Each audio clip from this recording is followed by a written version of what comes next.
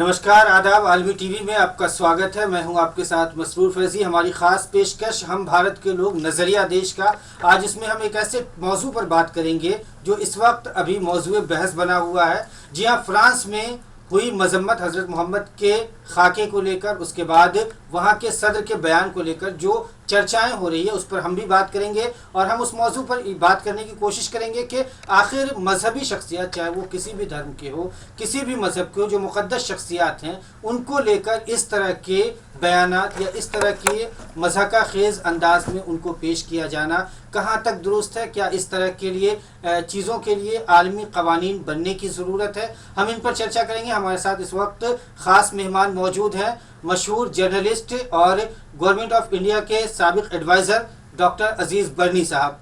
France का जो अभी वाक़या पेश आया है उसको लेकर पूरी इस्लामी दुनिया में एक तरह से देखें तो फ्रांस के प्रोडक्ट से लेके हर चीज़ की मुखालफत की जा रही है। फ्रांस के जो दूतावास है वहाँ पे एहतजाज किया जा रहा है। उसके अलावा अलग अलग तरीक़ों से लोग मजम्मती करारदाद पेश किए जा रहे हैं। लेकिन इस तरह के वाक़यात जो है, जो मुक़द्दस शख्सियात हैं, हम दूसरे मज़हबों की बात करें उनके बारे में भी, और ख़ासकर हज़रत मोहम्मद के बारे में, एक तरह से हम कहें कि क्या इसको इस्लामोफोबिया कहा जा सकता है, जिस तरह के वाक़यात लगातार पेश आते रहे हैं? देखिए, ये इस्लाम के नाम पर दहशत का माहौल बनाना एक सियासी ज़रूरत बन गई। पहले जॉर्ज बुश की ये ज़रूरत थी, जब लादेन के नाम पर एक दहशत का माहौल बनाया गया, अफ़गानिस्तान, इराक़ को तबाह किया गया। उसी सोच के पेश नज़र अभी फ्रांस में आप जो देख रहे हैं, ये हालात हैं। ये एक सोची समझी प्लानिंग है। अचानक ऐसा नहीं हो गया है कि रसूलुल्लाह का कार्टून एक टीचर ने स्टूडेंट को दिखाया और फिर उसका रद्द-ए-अमल हुआ। ये तो रद्द-ए-अमल पूरी दुनिया जानती है कि ये रद्द-ए-अमल होना ही है। दरअसल एक राइटर हैं वेलबैक, फ्रांस के, जिन्होंने किताब लिखी है सबमिशन।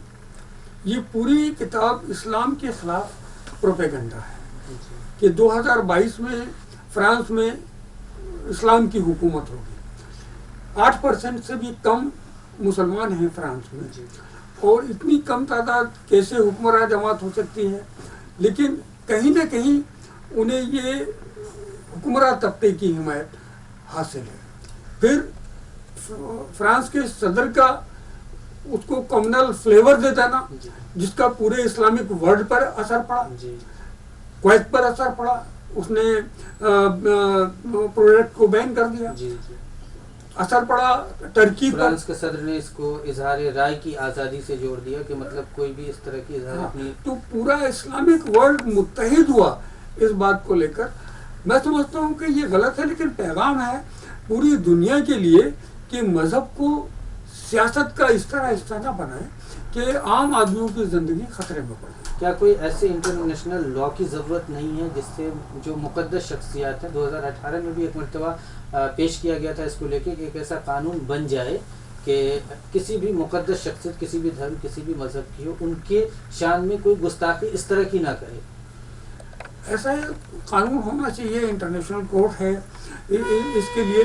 लेकिन आप देखते हैं कि जॉर्ज बुश के दौर में क्या अक़वाम मुत्तहिदा का कोई अहम रोल हो पाया?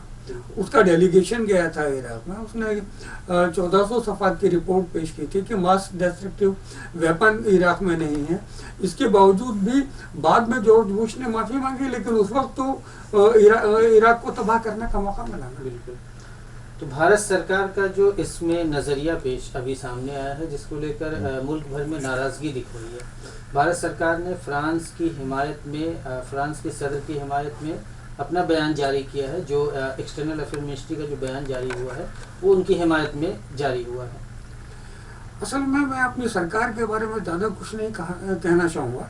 उनका एक जहन है, और उस जहन के अंदर ये है कि इस्लाम के मामले में अगर कोई भी हमलावर है तो दुश्मन का दुश्मन अपना दोस्त, ये फ़िलॉसफी हिंदुस्तान में नहीं चल सकती, क्योंकि मुसलमान दुश्मन है ही नहीं। मुसलमान इस मुल्क की आज़ादी दिलाने में अगली सफ़ों में था, पेश था। तो हिंदू वर्सेस मुस्लिम ये एक महदूद दायरे की सोच हो सकती है, किसी सरकार की सोच नहीं होना चाहिए। इस मुतनाज़ा चीज़ से एक अच्छी चीज़ जो सामने आई है वो ये है कि इस्लामिक कंट्रीज़ में जो आपस में इख्तिलाफात थे, जैसे कि तुर्की और सऊदी अरब का, उसी तरह से ईरान सऊदी अरब का, अब लेकिन सब एक प्लेटफॉर्म पे दिखाई देते हैं। अल्लाह को मानने वाले सब हैं, अल्लाह के रसूल को मानने वाले सब हैं। ये सियासत का मामला नहीं है, ये ज़ातियात का फ़िरक़ाबंदी का मामला नहीं है, ये सियासी इशू नहीं है, अक़ीदे का मामला है। और अक़ीदा तो सबका है, उनको एक प्लेटफॉर्म पर होना ही चाहिए। जी, रबीउल अव्वल के महीने में इस तरह का वाक़या पेश आया और इसको लेके भारत में भी कुछ हद तक मध्य प्रदेश वगैरह में भी देखा हमने। कहा ना कि वर्ल्ड बैंक जो हुकूमतों के बहुत नज़दीक है, फ्रांस की हुकूमत के बहुत नज़दीक है, उसने जो अपनी किताब लिखी सबमिशन और इस्लाम के ख़िलाफ़ वो किताब लिखी, तो ये कहीं ना कहीं बहुत पहले से जहन साजी कर ली गई थी। 2022 के इलेक्शन से पहले किस तरह एक माहौल बनाया जाए कि ईसाई लॉबी को इकट्ठा करने के लिए, मुत्तहिद करने के लिए इस्लाम के खिलाफ एक मुहाज़रा की जाए।